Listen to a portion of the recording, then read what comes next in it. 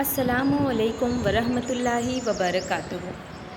Some people are so engrossed in worldly affairs that they leave the obligatory acts like prayers and fasting prescribed by Allah. They often resort to impermissible means to earn. They think fulfillment of religious obligations makes it difficult to achieve their worldly goals. So today I am going to shed light on this topic. First of all, we have to know two things.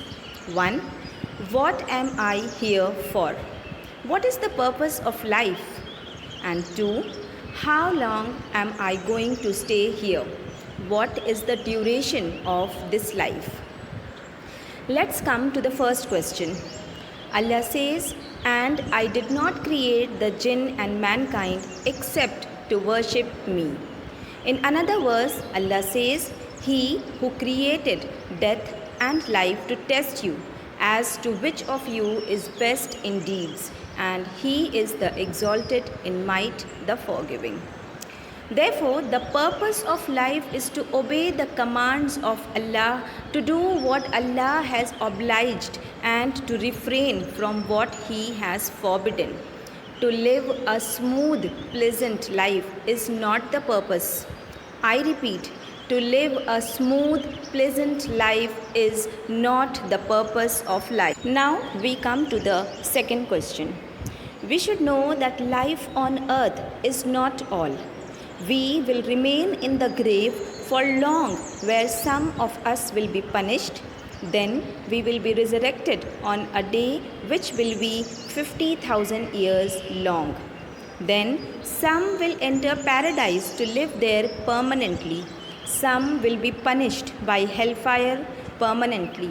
Some will enter paradise after being purified by the hellfire. In short, everyone has a life which will last forever, either in paradise or in hell. The duration of worldly life is actually too short. As per Hadith, if we dip our finger in the ocean, what remains in the finger is life on earth, while the boundless ocean is life hereafter. On the basis of aforesaid discussion, we should always obtain permanent blessings of Allah by fulfilling the purpose which we are sent with. As a Muslim, we should always remember our real abode, Jannah. On earth, we are like guests who will return to Allah very soon. We have to take all possible measures so that our everlasting future of hereafter doesn't get ruined by momentary worldly affairs. In the first place, stop separating acts of worship from worldly affairs. Islam is a complete code of life. It prescribes do's and don'ts in all spheres of life everywhere. Our personal, social, cultural, economic and political life all are supposed to be guided by Islamic rulings. Islam is not limited to prayers and fasting. One who prays and fasts without applying Sharia in his day-to-day life can't be deemed a good Muslim. If we really want to get closer to Allah, we have to abide by His command related to all aspects of life. Worship is following any commands of Allah with sincerity. Sincerity means doing acts for the sake of Allah, not for people, not to achieve worldly gains. Fulfilling the rights of parents, children, neighbors, and relatives is worship. In daily life, we are expected to prevent ourselves from hundreds of sinful acts. If we keep off from what is forbidden for the sake of Allah, that becomes acts of worship. Secondly, we just need to spare some time for prayer. Prayer is the only one of the few acts of worship that requires seclusion from worldly affairs. Almost all other acts of worship can be done concurrently with our daily routine without neglecting any of them. Islam doesn't ask us to be poor and bankrupt. In fact, Islam dislikes beggary and encourages to work and earn the livelihood. However, income must be by halal means permissible in all respects. There should not be any cheating and lying.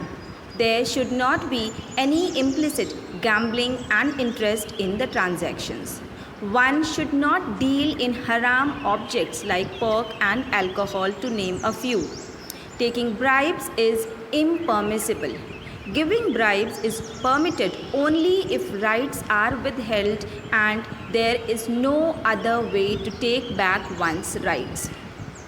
Let us all stop comparing deen with dunya, life hereafter with life on the earth. A water drop has no comparison to an ocean. Let us stop separating deen from dunya. Allah will reward for whatever good we do and can punish for whatever evil we do. We have to live a righteous life to make ourselves worthy of permanent love, peace and mercy of Allah. As we sow, so shall we reap. We should always use our life as an opportunity to come closer to Allah through righteous deeds. Stop giving fatwa on permissibility of what Islam declares haram. It is right that in extreme situations, haram becomes permissible. But the gravity of situations is to be decided by Islamic scholars, not us. We, without much knowledge of Islam, can't say that such and such things have become permissible considering the modern scenario. Interest, gambling-based insurance, free mixing with opposite sex are always impermissible. Hijab, honesty, truthfulness and prayers are always obligatory. Let us focus on priorities. Think if there is anything urgently to be done. If so, do that first. Here, we want to give a few important principles. Firstly, we may omit what is recommended but will always fulfill what is obligatory, that is farz and wajib, and confirmed sunnah, that is sunnatul muakkada.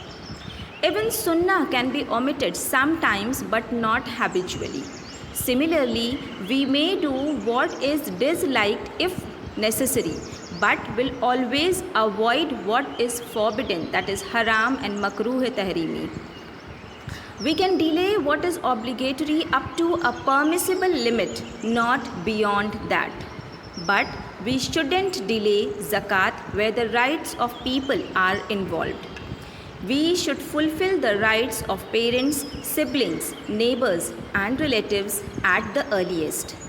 We should never neglect Islamic teachings at the cost of modern education. Modern schooling is necessary, but Islamic education is also indispensable. Obtaining good marks should not be the priority. Let us read for knowledge, not degree. Lessen the time for game, video, and other non-essential activities. Don't neglect obligatory prayers and fast at the cost of school and exams. Pray at tiffin time.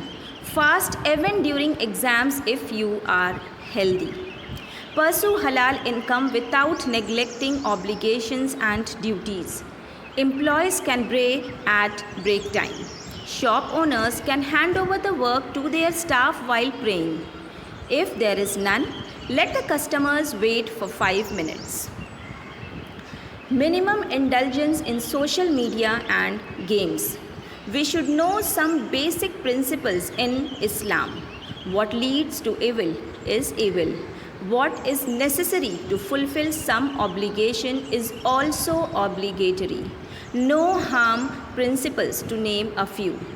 Based on these, some acts which are basically permissible can become obligatory. Some acts can become sinful. Indulging in social media is permissible only if the rights of others are fulfilled and obligations are not neglected.